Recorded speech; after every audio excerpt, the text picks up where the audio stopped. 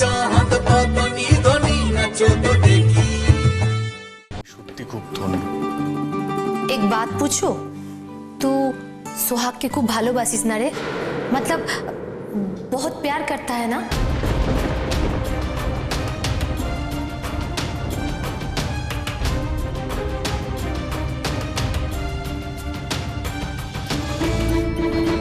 জীবনটাই তো আমার শেষ হয়ে গেল বলো, সব শেষ হয়ে গেল সব। কি বলছিস তুই? থাম, এত উত্তেজিত হোস না তো, একটু শান্ত হ। অভিজ্ঞা, অভিজ্ঞা, কেন তুমি এত বড় সত্যিগুলো আমাদের কাছ থেকে চেপে গেলে বলো তো? এতদিন ধরে লুকিয়ে রেখে মিথ্যে বলে কি লাভ হলো? কি পেলে বলো? এই তো তুমি বলছো পাওনাদাররা নাকি এখনো তোমাকে হুমকি দিচ্ছে, তোমার পেছনে কি গুন্ডা ধাওয়া করছে। এরপর থানা পুলিশ হলে অভিজ্ঞা সব জানাজানি হয়ে যাবে, পাড়ায় তো পুরো ঢিঢি পড়ে যাবে। অভিজ্ঞা কি হবে বলো তো তখন? তুই থানা পুলিশের কথা বলছিস? আমার তো ভয় করছে যে ওরা টাকা না পেয়ে অভিকের না কোনো ক্ষতি করে দেয়, ওকে না শেষ করে দেয়। তখন আমি আমার স্বামী সংসার তো সবটা হারাবো বল, সব হারাবো। এই সুচি চুপ, সোহাগ চুপ। তোরা কি বলছিস? কেন এসব বাজে বাজে কথা বলছিস? এখন মাথা ঠান্ডা রাখার সময়। এই সুচি, সুচি প্লিজ ভয় পাস না তুই। তাদের মধ্যে তুই আমাকে ভরসা করিস তো? তোর সূর্যতা তোকে কথা দিচ্ছে, অভিককে সবকিছু থেকে বের করে আনার একটা রাস্তা আমি খুঁজে বের করবই। আমি কথা দিচ্ছি তোকে।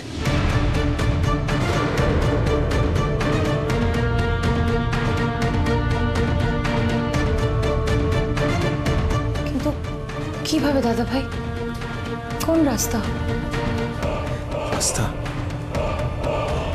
শুনলি না? অভিক বলল কপালের নাম গোপাল, ওই গোপালই পথ দেখাবে, গোপালই রাস্তা বাতলে দেবে। তুই দেখ না, ঠাকুর শেষ পর্যন্ত অভিককে এইখানে নিয়ে এনে ফেললো। তার মানে নিশ্চয়ই একটা কারণ আছে। এইবার নিশ্চয়ই ঠাকুর অভিক আর সুচির সহায় হবে, আর ঠাকুরই বাতলে দেবে সেই রাস্তা। খুঁজে আমি ঠিক বের করবই, রাস্তা আমি খুঁজে বের করবই। আমি তো কোনোদিনও সোহাগের উপরে কোনো জোর খাটাইনি। চাঁদ বাবু, কিছু জোর অধিকার থেকে আসে, আর তুই এখন সেই অধিকারটা অস্বীকার করছিস। আমি তো সোহাগকে বলেছিলাম, যার সাথে প্রথমে ওর বিয়ে হওয়ার কথা ছিল সায়ন, মানে ওর ব্যাংকের ম্যানেজার, তার সাথে বিয়েটা করে নিক, ওর সাথে থাকুক, ওর সাথে সুখে থাকুক, আমি সেটাই চাই। কিন্তু সোহাগ। কিন্তু কি সুহাগ কি তোকে নিজে বলেছে ও সায়নকে ভালোবাসে? না।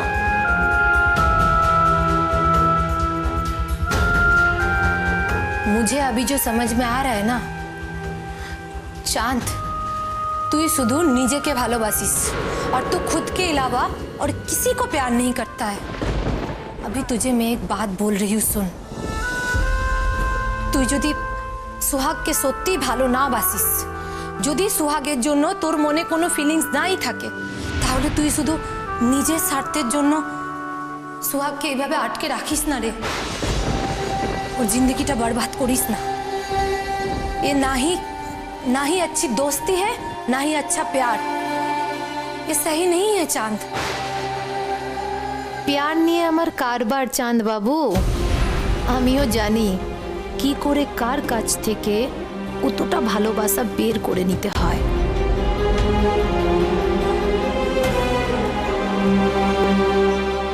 আমি নিজের স্বার্থের জন্য সোহাগকে ইউজ করছি, নিজের লাভের জন্য। আমি এতটা নীচ, এতটা।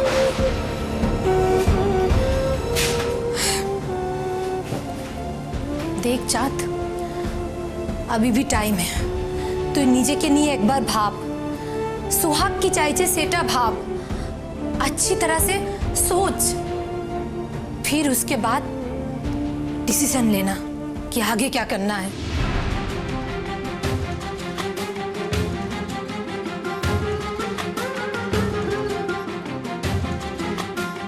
সত্যি তো, চামেলি ঠিকই বলেছে।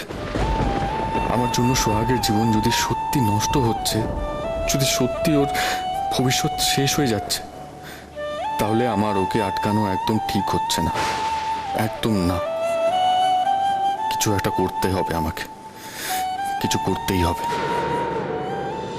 আমি যদি খুব ভুল না করি বৌদি, তুমি দিদি আর দাদা ভাইয়ের কথা বলছো, তাই তো? সবই যখন বোঝো সোহাগ, তখন নিজের দিদিকে বলতে পারো না? বৌমা দেখো বৌদি, তুমি তো সবই জানো। দাদা ভাই, আমি, দিদি আর চাঁদ, আমরা চারজনে কিন্তু ছোটবেলা থেকে একসাথে বড় হয়েছি, খেলাধুলা করেছি, গল্প করেছি, আড্ডা মেরেছি। আর তুমি তো এগুলো সবটাই দেখেছো বিয়ে করে এখানে আসার পর থেকে, তাই না?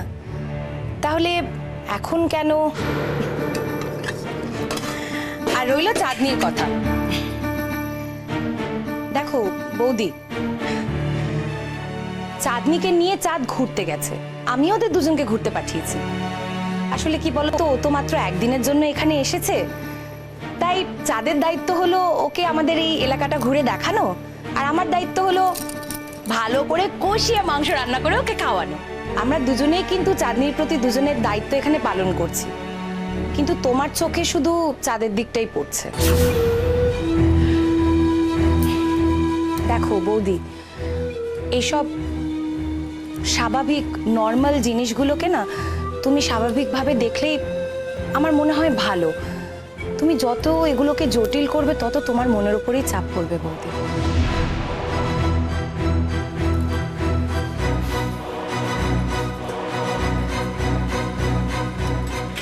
একদম ঠিক বলেছে সোহাগ। কি গো বড় বৌমা, কেন অকারণ যেচে যেচে নিজে কষ্ট পাও বলো তো? হ্যাঁ, দেখো পৃথিবীতে কত মানুষ আছে যারা কিচ্ছু পায় না, অল্প কিছু জিনিস পায় তাতেই আনন্দ করে। হ্যাঁ, এই চাঁদনিকেই দেখো না, ও বেচারার কেউ নেই, মা নেই, বাবা নেই, হোস্টেলে থাকে, কত দুঃখ বলো তো। কিন্তু দেখেছো সব সময় কেমন হাসি খুশি থাকে। আর তুমি দেখো, কারণ নেই অকারণ নেই, মুখটা হাঁড়ি করে রয়েছে। আসলে জানো কি গিন্নিমা, আমাদের বৌদিমণি যাই হোক না কেন সিরিয়ালের ওই বৌমাদের মতো একদম। সারাদিন যাই করুক, একটা গোট পাকাতেই হবে। কি বললি তুই? কি বললি? আমার কাজ আছে। এই দাঁড়া দাঁড়া দাঁড়া, কি কাজ আছে তোর? কি বললি? সিরিয়ালের বৌমা? তুই দেখবি তোকে কিরকম ভিলেন বানিয়ে মারবো আমি, মেরে তোর আমি হাড় গড় ভেঙে দেবো। সবসময় সব- কি ভালো খুশবু আসছে, অনেক কিছু চলছে মনে হচ্ছে না? अच्छा फैमिली मैटर डिस्कशन चलছে মনে হয়, তো मैं बाद में आती हूँ, ठीक है? হ্যাঁ, সেই ভালো হবে। তুমি বরং আমার সাথে চলো। আরে আবার কেন? তোমরা তো দুজনে কাল রাতে একসাথেই ছিলে। আরে বাবা, কালকে রাতে তো শুধু আলাপ আলোচনা করতে করতে রাতটা কেটে গেল। তারপর তো বেশি কথাই হলো না। আমার তো ওর থেকে ফ্যাশন টিপস নিতে হবে ওর মতো বিউটিফুল হওয়ার জন্য, তাই না সোহাগ? ও বিউটিফুল, আচ্ছা চাঁদনি ভেবে শুনে টিপস দিও। হ্যাঁ, চলো তো আমার সাথে চলো তো, চলো।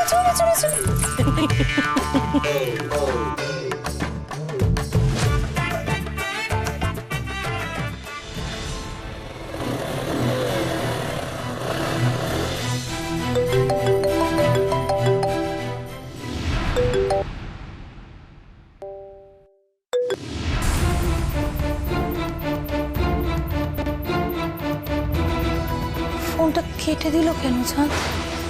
কোথায় গেল? কাউকে কিছু ভুলেও গেল না? না জানি এইভাবে কি যে করে না ছেলেটা মাঝে মাঝে। একটা কথা জিজ্ঞেস করি, এত ভালো কন্ডিশনের একটা বাইক হঠাৎ বিক্রি করছো কেন? 4 চাকা কিনবে? না না, আসলে ক্রিকেট একাডেমির যে জমিটা আছে আমার, সেটা রেজিস্ট্রি করতে হবে। রেজিস্ট্রির টাকার জন্য বাইকটা বিক্রি করে দিচ্ছ?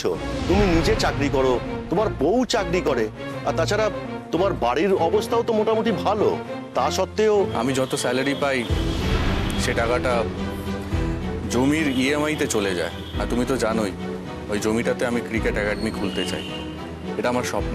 আর আমি নিজের স্বপ্ন পূরণ করার জন্য সোহাগের কাছ থেকে বা বাবার কাছ থেকে টাকা নেব, সেটা আমার দ্বারা হবে না। তাই এই বাইকটা বিক্রি করা ছাড়া আমার কাছে আর কোনো উপায় নেই। বুঝলাম। যাই হোক, তুমি কত দিতে পারবে? দেখো, তোমার বাইকের কন্ডিশনটা তো ভালোই, তা সত্ত্বেও সেকেন্ড হ্যান্ড তো, তার উপরে মডেলটাও পুরনো হয়ে গেছে। আমি ধরো এই 1030 অবধি দিতে পারি, তবে এর থেকে বেশি দাম তুমি মনে হয় পাবে না। দেখো তোমার যদি পোষায়। পোষানোর কিছু নেই, টাকার যখন প্রয়োজন তখন তো বাইকটা বিক্রি করতেই হবে। নিয়ে নাও। ঠিক আছে, তুমি দাঁড়াও, আমি টাকাটা আনছি।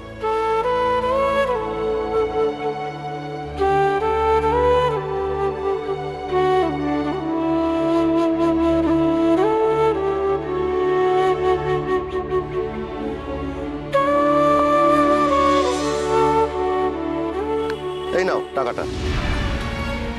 আসলে আমারও খুব খারাপ লাগছে জানো, মানে এত সুন্দর একটা বাইক তুমি চোখের সামনে দিয়ে সবসময় চালিয়ে যেতে। খারাপ লাগার কিছু নেই, অসময় বিক্রি করছে, ভালো সময় এলে আবার চলে আসবে। ইটস ওকে, ভেবো না। তুমি 2-3 দিন সময় নাও, যদি মত বদলায় আমাকে জানিও। আর এই বাইকটা বিক্রি করার আগে আমি অবশ্যই তোমাকে জানাবো। Thank you.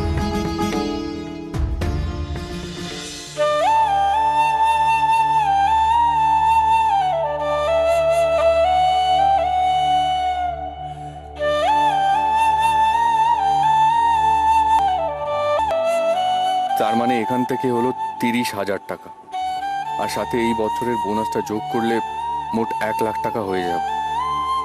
তাহলে টোটাল 1 লাখ টাকা আমি তপন কাকুকে দিতে পারবো। এরকম করেই ধীরে ধীরে টাকা শোধ করে আমি সোহাগকে ও বাড়িতে